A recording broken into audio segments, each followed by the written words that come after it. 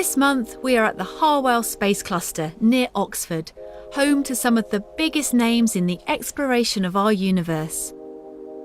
There is the European Space Agency, the Rutherford Appleton Laboratory, and Chris and I have been invited to the new Satellite Applications Catapult, who are building business links to astronomy and space science. Tonight's programme is all about Saturn, one of the first things I saw through a telescope and still my favourite planet. Saturn is famous for its fantastic rings, but there's so much more to this mysterious planet, including its very strange moons. Chris North is here too, and he'll be answering some of your space surgery questions. And because Saturn's so well placed in the night sky at the minute, Pete and Paul have headed off to Hampshire to see if they can catch a glimpse. Oh my word, look at that. I think that's the best view I've had of Saturn all night, you know. Yeah, I think you're absolutely right. Spectacular Saturn out amongst the stars of Virgo. The reason we have such amazing images of Saturn and its moons is because we've had a spacecraft there for almost 10 years, Cassini. Cassini has an amazing camera, and we have been astounded by the images it has been sending back, forcing us to rethink our ideas about Saturn, its rings, and its moons. It can see in different wavelengths, useful if you want to peer through the layers of Saturn's atmosphere. We're joined by Lee Fletcher to tell us about stunning Saturn.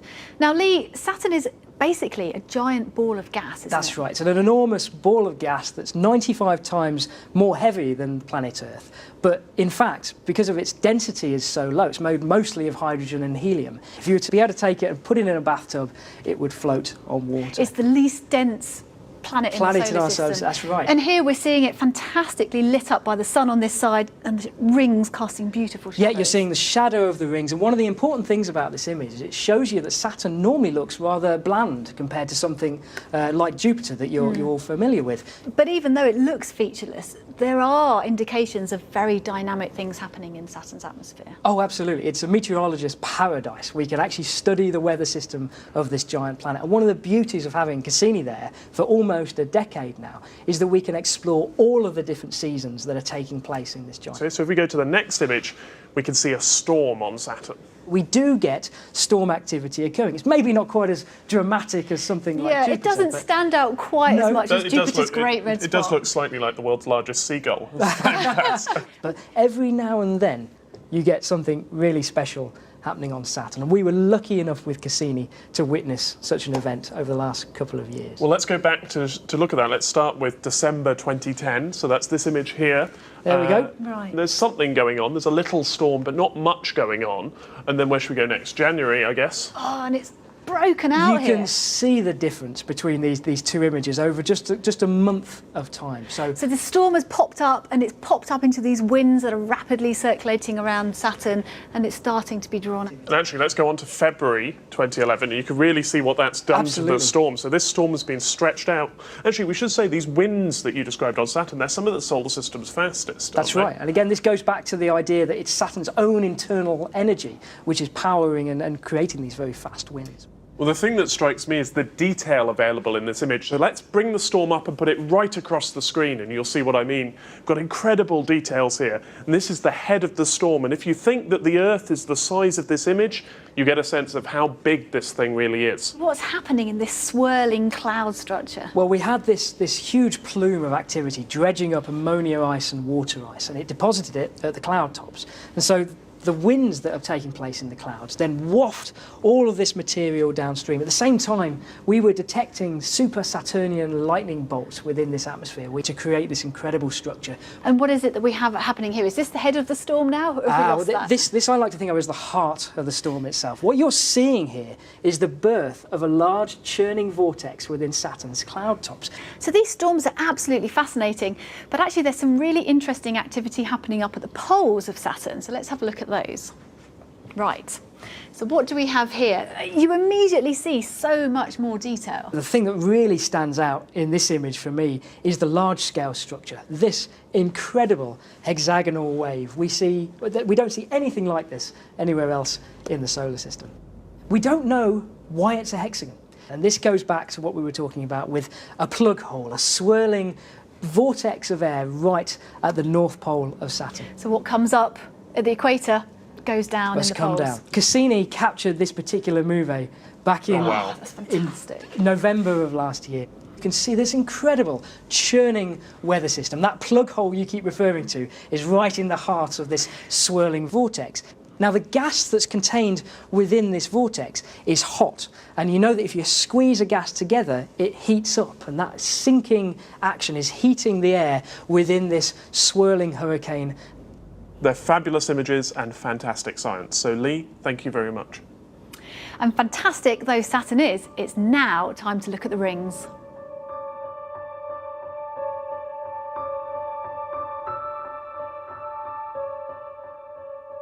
The rings of Saturn never fail to look spectacular. We can see them quite clearly, even through a small telescope, but get up close and you see they are extremely complex, made of hundreds of individual ringlets, with some extending far out into space. What's mind-blowing is that these structures are not solid. They're made largely of tiny pieces of ice, dust, and small rocks. There are small moons running round within the rings called shepherd moons, which create gaps and form these amazing structures. But Saturn's rings still hold many mysteries. Crucially, we still don't know how or when the rings were formed, but there are a couple of opposing theories. This is a fantastic image of Saturn showing its rings beautifully on our video wall. Now Saturn's being backlit, the sun is setting behind, you can just see the sunlight coming through here, and this is us here on the Earth, but they look absolutely fantastic, Chris, these rings. It's amazing to see the Earth through Saturn's rings, but the rings themselves are exciting too. And new results from Cassini have told us they're even more interesting than we thought. One thing that surprised me was that the rings are thinner than we thought. They're just in places 10 to 30 metres thick, so that's about the height of a 3-storey building. And something that thin produces this spectacular structure. One of the other mysteries about the rings is how old they are, and people have argued that because they're very bright, they must be made of fresh water ice, or they have fresh water ice within them. And if there's fresh ice, that means they're young rings, no more than a few million years old. But you could also argue that the rings are in fact very old, and they're something that formed close in time to the formation of the planet itself. It's one of the key things that we need to understand about Saturn. Whether the rings are old or young, they're certainly beautiful. But we can't talk about Saturn without also mentioning its family of amazing moons. The moons of Saturn are strange, wonderful and plentiful, with the current tally running to 62, most of them discovered within the last 15 years. There's Mimas, the Death Star moon, with its large impact crater. Then there's Iapetus, the yin-yang moon, and thanks to Cassini we now know that its odd colouring is due to dust sprayed onto it from the tiny moon Phoebe. Still mysterious, though, is the ridge of 10-mile-high mountains around its equator. Weird Hyperion looks like a big sponge, and is probably more similar to a pile of rubble than a solid moon. And finally, there's Enceladus, perhaps the strangest world of all, with its fountains of water spewing into space and feeding Saturn's E-ring. The discovery of Enceladus's fountains by Cassini was remarkable, and it took some plucky flying. Something strange had been spotted in the magnetic field around the moon's south pole, but to investigate this tantalising clue, the spacecraft had to go dangerously close to the moon. Following up on this hunch was the responsibility of Cassini's Michel Doherty. What was it that first made you realise Enceladus had something unusual going on? The magnetic field looked different. When we looked at the data, we could see that it was draping around Enceladus. So it was almost as if it wasn't able to go down onto the surface of the moon. So something was holding it off. There was an obstacle that shouldn't have been there. It was almost like there was an atmosphere. So we thought we'd be brave, and we went to the Cassini project. I spoke to the guy responsible for the spacecraft and I said, I want to fly much closer to Enceladus than planned. And he said, oh, that's cool. So they changed the third flyby to be 173 kilometers above the surface. And fortuitously, it was going to fly below the South Pole. And that's when we realized that there were actually cracks on the surface, which the imaging team called tiger stripes. And out of these cracks, water vapor was leaking. And so that was the atmosphere that we had seen. And so you've got this leaking water. Where's it coming from? There's a liquid source underneath the surface, a water ocean of some kind. Why it's there, we don't know, because Enceladus is small. It should have cooled down a long time ago. So something is keeping its interior warm, but it's not only water. We've seen organic material as well. Now, organic means chemicals, complex chemicals with carbon. Carbon, nitrogen, methane, benzene. All we know is that at this little moon that we thought was a dead body, there is a liquid reservoir under the surface. Dust, water vapor, organic materials are leaking out.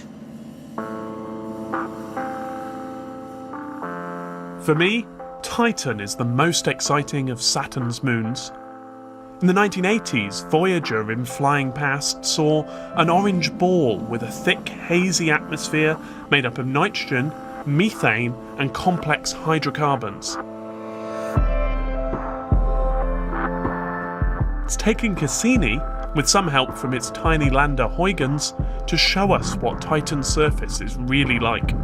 In January 2005, Huygens was released from the mother spacecraft. This descent movie shows it plunging through the atmosphere, being buffeted by winds which blow at up to 300 miles an hour. On board, a microphone recorded the eerie sound of a moon, 1 billion miles away from those of us listening in on Earth.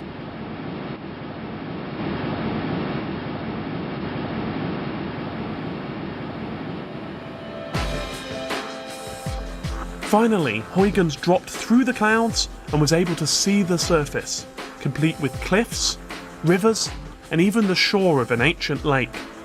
When it landed on the surface, it cracked one of the icy pebbles, the first example of a prang on another world.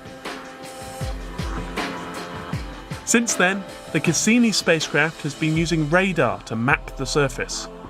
Smooth surfaces show up dark, so these black and blue areas seem to be liquid of some sort. At minus 180 degrees, this can't be water. These lakes are made of liquid methane. Cassini can also see in the infrared, picking up the signs of clouds as well as land. Titan, it seems, is a complex world, just like our own.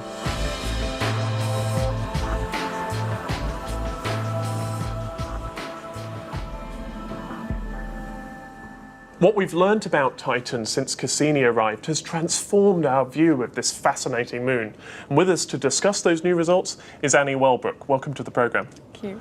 Now, what we've got here is a beautiful image of Titan, but what exactly is it showing? This is actually showing the terrain of Titan, so we can see the brighter areas are actually high plains of Titan, and the darker areas is kind of the surface. So all these different terrains, it's actually very similar to Earth. If we go to the next image that we've got, we can start to see some of these Earth-like features. And I mean, this is an incredible image. This is presumably a river. Yes, absolutely. It's kind of feeding into a lake on the left there. You can see, how the river's meandering, and it's just like a river on Earth, really, isn't it? But if we're talking about rain, we're talking about weather. So does it change as the seasons change? Yes, Cassini has now been in the Saturn system for almost 10 years. We can now start to observe seasonal changes, and that's such an exciting thing to do because we're realising that actually the seasonal changes are, again, similar to Earth's seasonal changes. And where does all this methane come from on Titan? What's the source? It has been kind of a mystery for a while because there's all this methane in the atmosphere and it gets broken apart by sunlight. For a long time, scientists have thought that there must be a source replenishing the methane, but actually there was a recent paper where they talk about maybe the methane isn't being replenished and Titan is going to run out of methane in tens of millions of years. That seems really quick. Yeah, in planetary terms, that is not a very long time, actually. But I didn't know about this, and I'm really disappointed. This is actually really upsetting, because I wanted Titan to be a place with methane, with oceans, with lakes, with places where life might have even got started. You know, people thought of it as a laboratory for the early Earth, and now you're telling me that might just be the last few tens of millions of years. Maybe. I mean, it is at the moment. It is a theory. So, and there's still plenty of methane around. You know, in your lifetime, it's not going to run out. so don't worry about Well, that. that's good to know. Whether we're down on the surface or up at the top of the atmosphere, there's no doubt this is a fascinating world. So thank you so much for coming to tell us about it. Thank you very much. You know, when you think that all we used to know of Titan was that it was an orange ball, it's now amazing to think what might be going on beneath these clouds. Our exploration of Saturn has come to an end, and we're coming back down to Earth to find out about a camera that's being built right here. At the Rutherford Appleton Laboratory, they are getting 2 very special cameras ready for space and a journey to the International Space Station. Looking at Earth is a magical experience. You never get tired of an astronaut's view of our home planet. There are no space cameras available to the public which can see the Earth's surface in detail until now. When fitted, we will be able to look at the Earth's surface, making out metre-sized objects for the very first time. Called EarthCast, it's a Canadian venture with Russian and British partners, and Tom Morse is the electronic design engineer who's working on the project. Right, so we're here at the entrance to the clean rooms where the cameras are being assembled. In order to go in there, we need to get all kitted up in the clean room gear to make sure we don't do anything that will contaminate the cameras. I feel like I'm being some sort of dinner lady. Right, a face mask here. So if you hold on to that bit, Yeah. just put it over your head. Aha, here we have it. Okay, so here we have the high-resolution EarthCast camera. This is going to be mounted on a steerable platform on the Russian segment of the International Space Station. It's going to be taking videos, 3 frames a second, looking down onto Earth and beaming those pictures down to Earth so that anybody can access those at home. Absolutely. What size features will this telescope be able to pick out? This is going to be able to pick out features about 1.1 metre on the ground. So you'll be able to see houses, you'll be able to see sporting stadiums, you'll be able to see natural disasters taking place on the Earth from space. What about the other camera? That's right. What will that one be doing? So as well as the high-resolution camera, we've got what we call the medium-resolution camera. And that camera is going to be pointing directly down from the space station, scanning across the Earth at 17,000 miles per hour, and building up strip images of the ground as it passes over. And as the Earth rotates underneath that orbit, it's going to build up a picture of the entire Earth. And how frequently will this camera be able to build up a complete snapshot of the Earth? We're looking at revisiting each spot on the Earth about roughly every month, something like that. And this is a totally new kind of project, isn't it? We haven't had these kind of images publicly available before. Exactly. So the point of EarthCast is to give everybody on Earth the perspective that you can get from the space station. People in their armchairs at home are going to be able to log in with their laptops or their phones, and they'll be able to see what an astronaut's eye view is like from space. The cameras go up to the International Space Station in October, and I know I'll be giving it a try. It's back now to stunning Saturn to join Pete and Paul in Hampshire, who hope to see it in the night sky.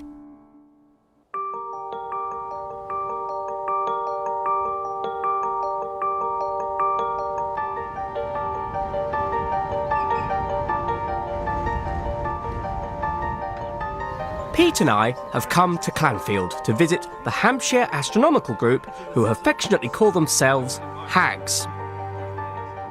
The group have a variety of telescopes. This one is 117 years old. Graham Bryant helps keep it in fine working order. Hello! Oh, wow, look at that, a proper telescope. Wow, It's very impressive. This is a refractor. What size is this? We've got a 5-inch Cook refractor and a 4.5-inch Smith Beck & Beck. Wow, this is... What sort of focal length are you talking about? The Cook is an F17, so Right. it's brilliant for planetary and lunar work. And what about this? This looks like the original drive. It is, yes. This is an old weight drive. Wow. I tell the visitors that this was driven by gravity. So, Can I have a... Is it easy to manoeuvre? Yes, Little? yeah. Oh, that's very smooth motion. yes. See, this is much better than yours, Pete. It's like a proper telescope. It's very impressive. So what sort of things do you concentrate on in here? This is used mainly for planetary work, lunar work and solar work. Well, it's clearing up nicely out there, so I wouldn't mind having a look at Saturn through this later. That would be good.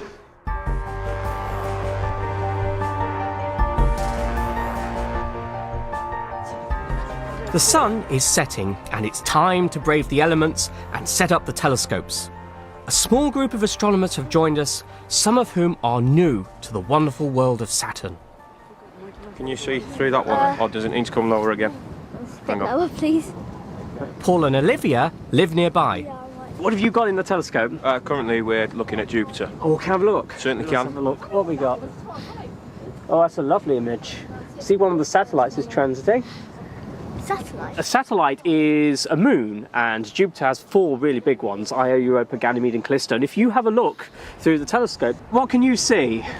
Well, there are 2 moons to the right of Jupiter, but because this is reversed and it's back to front, it looks like it's at the bottom, but That's from at the top. Yeah, Pete Lawrence, the fountain of all knowledge and wisdom, has just informed me that it's Callisto. So that's one of the moons passing over. Quite pretty, isn't it?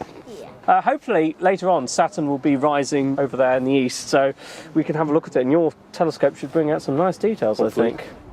For Christina, Saturn is one planet she has been looking forward to getting in her viewfinder. Christina. Hello. Again. Hi. What are you looking at? You're looking at the moon? I'm looking at the moon, yes, big and bright. It's actually first quarter at the moment, so that shadow line is right the way down the middle of the moon, isn't it? Have you had a chance to get out and see Saturn? Have. You have? I've seen it for the first time. Wow. What was your reaction? Wow. Yeah, it is, isn't it? It's wow. I mean, it was Absolutely. teeny tiny, Yeah. but still wow. Becky is new to astronomy and really enjoying it. Becky, welcome to the Sky at Night. Thank you. So you're an absolute beginner, aren't you? Total absolute beginner, yeah. And what sort of things have you been looking at then? I've been looking at Jupiter because obviously that's the easiest one to find in the sky, Yeah. and I remember seeing Jupiter for the first time through it, and it was like, wow, that's absolutely amazing. You had any luck with anything else? I'm hoping to see Saturn tonight. That's kind of one of my tick lists today. Fingers crossed for clear skies. Thank you very much. And let's hope for the best. Thank you. Thank you.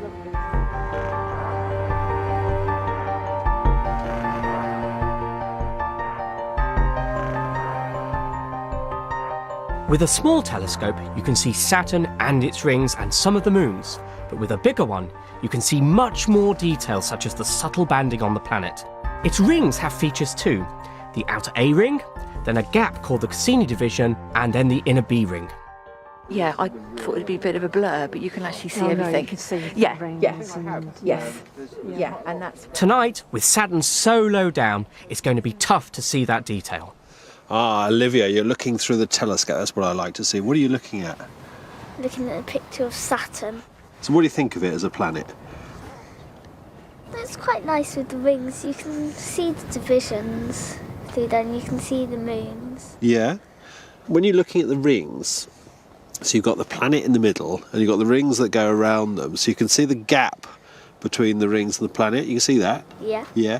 Can you see in the rings that there is a sort of dark line running round between the rings, sort of dividing them up? It's not easy to see, though. It's sort of. Keep a look out for it, and it will get better. So we're with Becky, and you've done something brand new tonight, haven't you? Yes, I have. Go on, tell them. Tell them. Totally amazing. I've actually found Saturn through my telescope. Well done. You've got your little 3-inch telescope here. Yeah, You that's it's right. obviously Saturn, isn't it, with the Yeah. rings and the Yeah. satellite. So you must be very proud. Oh, I'm really proud. It took me a while, but I'm so excited that I found it. It's absolutely brilliant. You have to be patient when looking at the planets, especially Saturn with its gentle pastel colouring. Keep looking through the eyepiece and that detail should emerge. Come and have a look at this. Your perseverance will pay off. Oh yeah, you can start to see the shadows on the globe now. If you'd like to find Saturn in May's night sky, go to our website at bbc.co.uk/sky at night. Pete has some helpful star charts. There are some nice globular clusters such as M13. You'll find charts for those too. Yep. Oh, that's amazing. Beautiful, isn't it? Wonderful.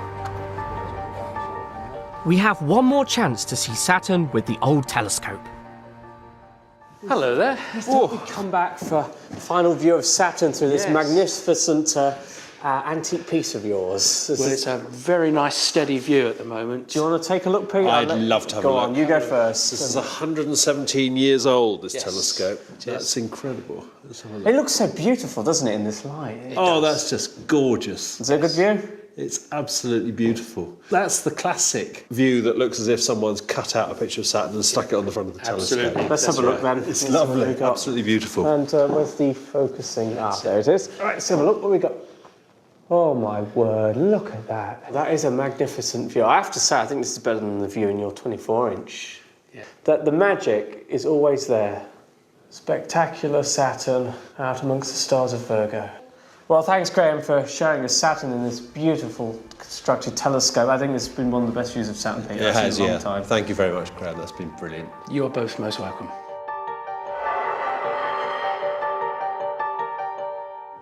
Well, weren't Pete and Paul lucky to get such good weather? Let's hope we have clear skies this month too. Well, the Sky at Night Space Surgery's been receiving lots and lots of your queries, and on call this month as ever, Chris North. So Chris, what have you got for us? Well, we certainly have had a lot of questions, and our first one this month refers to the planet Saturn that we've been talking about for most of the programme. It comes in from James Coyle, age 5, from Northern Ireland, who asks, why does Saturn have rings and the other planets do not? Well, James, although Saturn's the planet that's by far the most famous for its beautiful ring system, the other planets, Jupiter, Uranus and Neptune, or the large planets, do in fact have ring systems. They're very hard to detect, they're very faint, and they've only been discovered in the last few decades. And Chris, our next question is one for you. It refers to last month's programme. It comes in from Kevin Geary and many others, who've asked about that rock you were holding that you claimed was from Mars. Well, no one's been to Mars, so how do you know? Well, people should just believe me. I think that's the easy way. But actually, the reason we know this particular rock was from Mars is we have sort of been there. We've sent probes there, and in particular, the Viking probes in the 70s told us about the chemical composition of the Martian rocks and, in fact, the atmosphere. So when we find that composition in a meteorite that's landed on Earth, we're able to say, yes, this definitely isn't earthly. This rock comes from Mars, and they're precious because these are the only samples we get back. So until we go to Mars and pick some up, we need these meteorites, but we can be sure they're from Mars. And Lucy, finally, last one's for you. So first, the gas giants again. So if Jupiter and also Saturn have atmospheres of mainly hydrogen and helium, Audrey Mitchie from Turf asks, why don't they ignite when they're struck by a meteor? So as the meteor comes in, it does indeed burn up as it goes through the atmosphere. But even though hydrogen is very explosive, for example, if I had a balloon full of hydrogen and I put a flame to it, it would explode and make a huge bang. We also use hydrogen to get rockets into space because we burn it. And there's no oxygen in these planets to allow the hydrogen to burn. So that's why it doesn't set light. Lucky for the planets, I guess, otherwise it'd be a very big fireball.